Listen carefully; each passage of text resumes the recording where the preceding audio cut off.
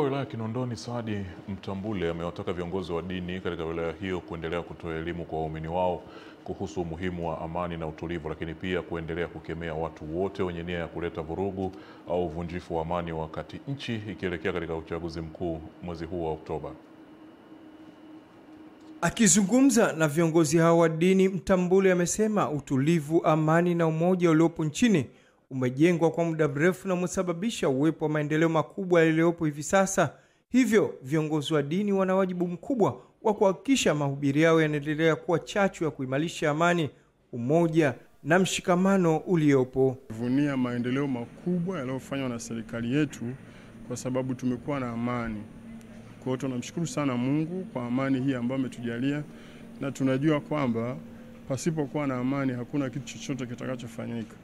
Hatuwezi kwenda kuabudu kwenye misikiti, hatuwezi kuabudu Mungu kupitia makanisa, na hatuwezi kuwa na uzalishaji kwenye kilimo, hatuwezi kuwa na elimu, hatuwezi kuwa na afya pasipokuwa na amani. Na tumeona katika ulimwengu huu kuna nchi nyingi ambazo hazina amani, hazina utulivu, hakuna kitu chochote kinachoendelea.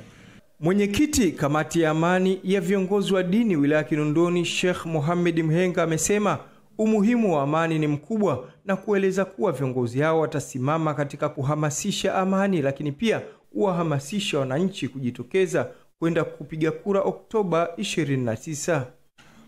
Umuhimu wa amani ni mkubwa sana. Umuhimu wa amani ni mkubwa. Amani ndio maisha. Amani ndio uchumi. Amani ndio siasa. Amani ndio uwekezaji.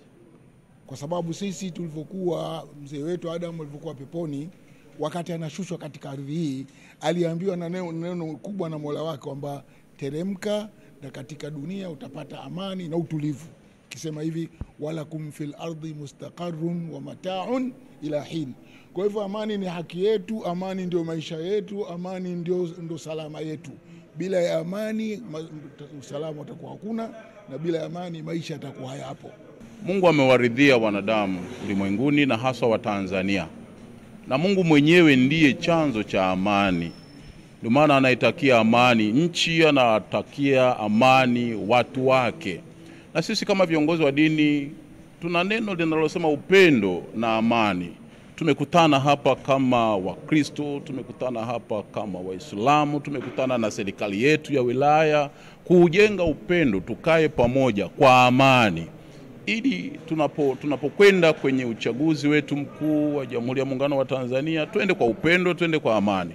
Lakini kwa hiki ambacho tunakiendea, ambacho kila mmoja ana wajibu wa kutunza amani ya nchi yetu, kila mmoja ana wajibu wa kupaza sauti kuhusiana na suala la amani. Hamisi Suleiman, Channel 10, Dar es Salaam.